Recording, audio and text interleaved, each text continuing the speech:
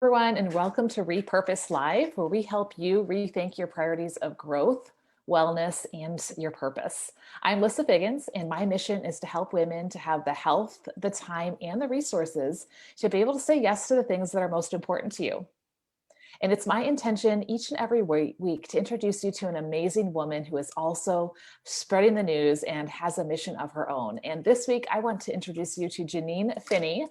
Janine and I have become very good friends over the past couple of months because I love what she has to share. She was a 30 years sales executive who at the age of 50 repurposed herself in a new career that she never expected in network marketing.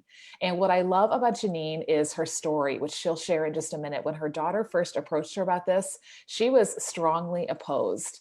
But Janine was open-minded and she decided to educate herself. And now her mission is to help others understand exactly what it is and what it isn't, and how to become a flip-flop CEO. So Janine, thank you so much for joining us. Tell us a little bit more about your story and what went down when your daughter came home that day. Thank you, Lissa, so much. When you say that I was open-minded, it always makes me feel bad when I hear that because I was really not very open-minded. I was pretty closed-minded, unfortunately, for a long time. So basically, my daughter uh, entered the corporate world after graduating from college and quickly discovered that she was not cut out for the 9 to 5 typical Mm. situation. She went from job to job and each job was better. And she had a lot of freedom, in my opinion. She was in sales and was able to, didn't have to sit in a cubicle like a lot of people, but she was miserable. She just cried every Sunday night. She did not fit into that mold. And so she went to a presentation that her sister referred her to, and she discovered network marketing. And she came home and told me about it. I happened to be at a crossroads as well. The company that I had worked for had been sold, and I was looking for my next endeavor. And I was really pretty lost. I had no idea what I was going to do, but I was really looking for my next job. And so when Lori came home and really excitedly said, "Oh my gosh, Mom, I found what we can do, and we can do it together." And she said it was network marketing. I just said, "Oh my gosh, Lori, run as far as you can from that. You do not want to have anything to do with one of those things." And she was shocked. She couldn't understand why I felt that way. And I explained to her that I had had an experience 30 plus years ago where it was a situation, a scenario that a lot of people my age, I'm a baby boomer, and a lot of people have had this experience or have heard of it. But I was invited over to someone's house for dinner thinking I was the only guest. And when I pulled Mm. up, there were cars parked out front. And I walked in and realized there were lots of other people there. And it was a business opportunity presentation. And I Wow. had really been lied to. And that experience left me just feeling like, no way will I ever have anything to do with one of these things, one of those things. And so Lori and I, unfortunately, battled for a year, her trying to convince me that this was brilliant. She Right. she could have the freedom and flexibility that she wanted. She was making 60,000 in the corporate world. She thought she was worth 600,000, and she just thought, "Oh my gosh, this is it." And I, was the opposite. I tried to convince her that she was naive, and Mm. she just didn't understand. And so after a year, I actually read a book that completely changed my perception. And Mm. what it made me realize is just in an instant, I had a paradigm shift. And I realized that I was basing my whole experience of network marketing on this one experience. And that wasn't really fair. And Right, right. so I became more open and did my due diligence and realized that um, I was operating with outdated beliefs. And I think that there are a lot of people, unfortunately, there are still a lot of people, especially over the age of, I would say, maybe 50, Mm. that are operating with those outdated beliefs. And so it has become my passion, my mission to enlighten people about what this business is and what it is not, because I almost missed the best thing that's ever happened to me career-wise. And I mean, it's completely changed my life. And I want to support other people that are, needing to pivot, especially these days, as Right. I was, over 15 years ago. So Yeah, what a fantastic story. And I love how someone like you, who is the biggest skeptic, can now become the biggest, loudest cheerleader. Because it's like once you take somebody who is so against something and almost setting out to disprove it, I think when you discover what something really is and then you really fall in love with it, you just can't help but want to share that, right, with it, everyone. And yeah, and I think that's what makes me feel so compelled to share it with others, because I was so certain that I was right. I was right. so certain that, my perception was accurate and Lori's was not. And I was even beyond a skeptic. I was on a Clubhouse conversation recently, and someone said that there are cynics and there are skeptics. And I think I was the cynic. I think I was really that far to Mm. the other side. Mhm. And so, having been through that experience, understanding what it's like to be that way, understanding what it's like to be cynical or skeptical, I get Right. it, because Right. the biggest challenge with this topic is that there are so many half truths. There are Mm. lots of things that are said in the media, and myths that are perpetuated that are true, but they're only half the truth. And Right. that's the challenge, is that people don't take the time to look deeper and to be open to, is there more to this story? And Right. my passion is clarity. My passion is really having all the information so that people can make an accurate decision. And that's what I'm on a mission to provide. I love that. And I love how you talked about the fact that just because you had one bad experience didn't mean that you throw the whole baby out with the bathwater, right? Because someone may go to, for example, a restaurant and not have a great experience, right? And so if you now say, well, I'm not ever going to a restaurant ever again because my friend didn't have a good experience at a restaurant, like that's crazy. Nobody would give up going to a restaurant just because their friend didn't have a good experience, or maybe even you didn't have a good experience one time. You're not going to assume this is every restaurant, right, on the Exactly. planet. You're going to say, okay, maybe it was a bad day, maybe something happened in the kitchen, maybe it was just how I came at it, and but you're going to go out there and try. But you're probably going to be a little bit more cautious, right? You're going to be looking carefully for those things that would make it a good experience. So let's talk about some of those half truths, right? Let's talk about some of those things that what would you say maybe are some of the top ones that people oftentimes, this is what they've heard or this is what they think, and it's really misleading them in a different direction. There are all of the obvious ones, like the pyramid scheme and all of those things. And a lot of people think you have to be good in sales. A lot of people think you have to know a lot of people. I think, though, one of the biggest inaccurate perceptions is that this is one of those little side things, that Mm. people don't really earn a significant income, or the possibility of that is not really there. I think one of the things that happens, and we as network marketers are guilty of perpetuating this. There's this perception that only a few people are really successful and everybody else is not successful. Mm. And that is one of the convoluted truths that drives me crazy, Okay. because, and the media really perpetuates this, in that they really make it sound like, everything is great. If you read an article about this, that everything will be great until the very end, and they'll say, but the statistics are that only this many people make, this much money. And, that is really true of just everything in life. I mean, Yes. if we were to bring all of the people into a group and look at how many people join a gym and how many people are really successful with, getting in shape. I mean, there are a lot of reasons that people don't succeed. And it's Right. not necessarily because of the whatever subject we're talking about, whether it's joining a gym and working out, or network marketing, or becoming a realtor. Look at how many people have their real estate license but don't do anything with it.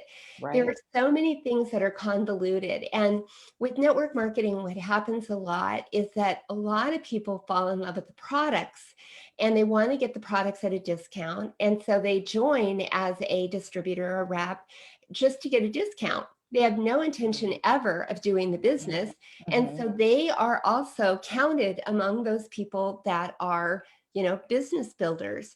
So there's a lot of inaccuracies in the information that is gathered that, if we were to have a discussion about it, we could just say, yes, but here's the rest of the information. And it would make sense to people, but that doesn't happen.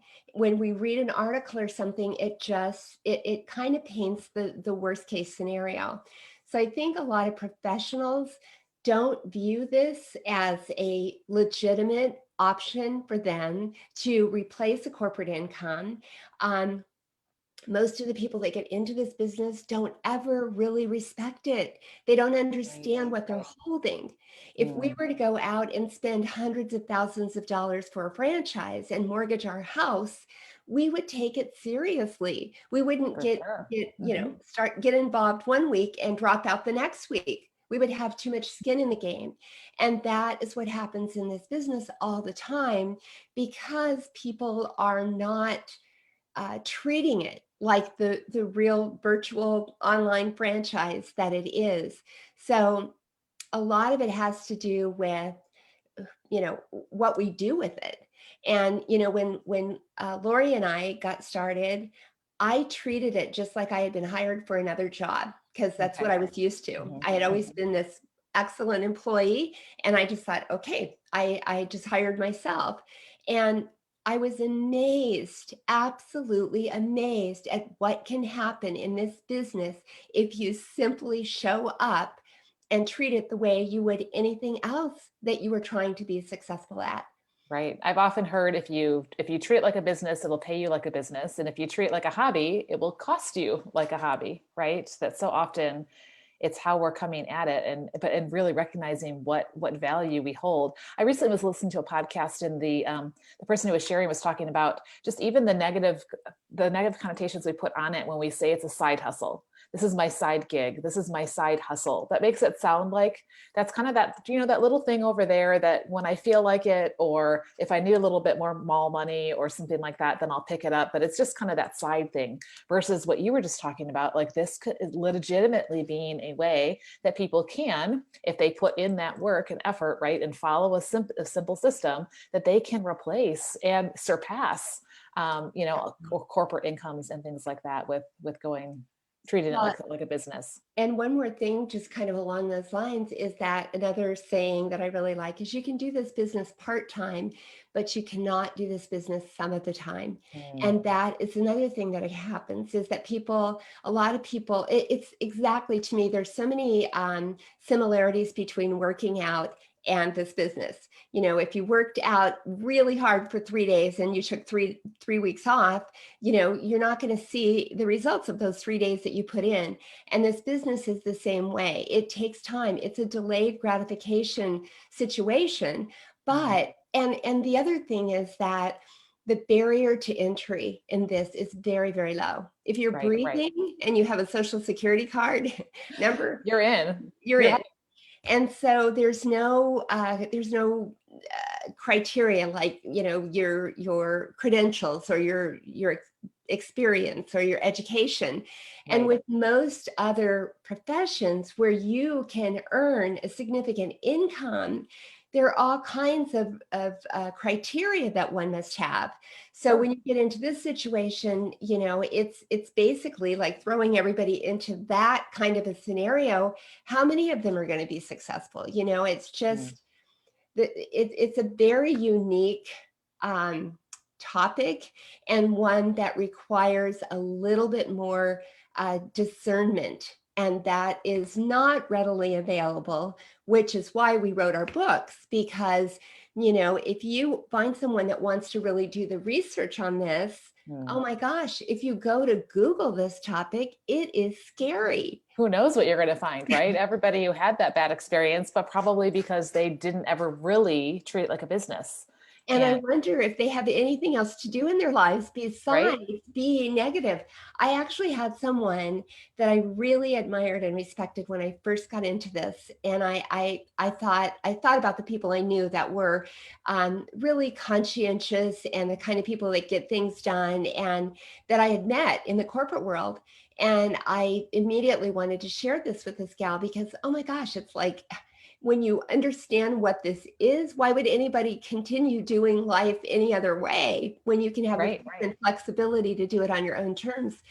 And she Googled it, or her mother did. I can't remember which it was, but she came back to me, would barely speak to me because she had read things online and it was so awful. I mean, it was really, really awful that she just thought, why would you even try to talk to me about this kind of thing?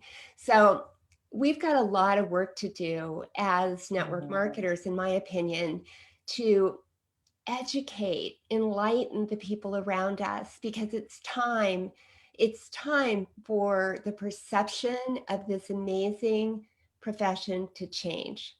Yes. And especially right now, right? We're almost to a year of life having completely changed from the way that we knew it. And so many people are either looking for something that can help supplement, or they're looking for an additional stream of income, or they're looking for something to replace something that they've lost. And so this is a fantastic option that, like you said, is open to anyone. And so there's so much opportunity right now to be doing this, and with everything in life being virtual right now. So I know that you've put together some great resources. So if somebody's listening and they're thinking, I am that cynic, or I am that skeptic, or maybe I'm just curious, maybe they're not on that far extreme, maybe they're just kind of in that, I haven't made a decision yet, I'm kind of curious, I'm not quite sure what I think. What are some of the resources that you've put together? Tell us about your books, your podcasts that, people can go and check out to learn a little bit more. Yes. So our books are The Flip Flop CEO, and Does the Shoe Fit? A Guide to Help You Decide. And The Flip Flop CEO is basically a very straight talk, kind of girlfriend to girlfriend, sassy conversation about what network marketing is and what it is not, to help sort of address all of the myths and talk about the other side.